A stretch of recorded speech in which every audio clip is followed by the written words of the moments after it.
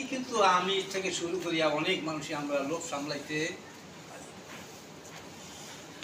হাদিসের বিচারে আছে, আল্লাহ তাআলা বলছেন যে কিয়ামতের দিন 4 প্রকার মানুষকে আল্লাহ 4টা প্রশ্ন করবে, এই প্রশ্নের উত্তর না দেওয়া পর্যন্ত। আর যৌবন কাল ছিল, সেই যৌবন কালটা তুমি কোন দিকে পরিচালিত করছো, ভালো কামে না খারাপ? একটু বাচ্চা বুঝছে চলা দাও, কি বল ঠিক? ব্যাংকে আসলো, কিন্তু যেখানে ওষুধের লেনদেন আছে সব ব্যাংকে। যারা নাকি একটু আল্লাহওয়ালা দিনের পথে থাকতে চায় তাদের জন্য হইল দিয়ে এই প্রোগ্রাম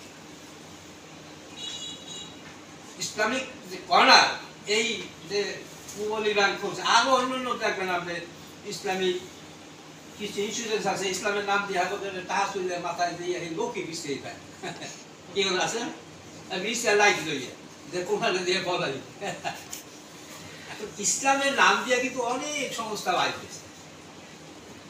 তবে হ্যাঁ, এটা তো এই পুবালি ব্যাংক একটা মশহুর ব্যাংক, সারা বাংলাদেশি শাখা পোশাক আছে, এরা সেভাবে পড়াইবে না, এটা আত্মবিশ্বাস রাখা যায়, কি বলো ঠিক নেই?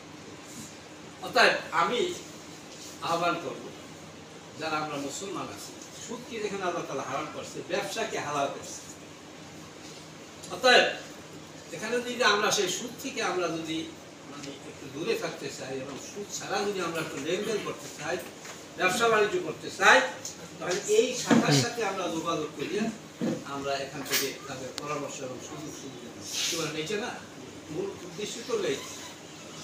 অর্থাৎ এই ব্যাংকের এবং এই ইসলামিক ইসলামিক কর্নার তারা যে একটা প্রোগ্রাম নিচ্ছে, এই প্রোগ্রামটা যেন সাকসেস হয় এবং আমরা যারা মুসলমান আছি, আমরা আল্লাহকে মানি, নবীকে মানি, কোরআন মানি, হাদিস মানি, আমরা যেন ওই সুদের ভিতরে না যারা যাইতে রাজি না।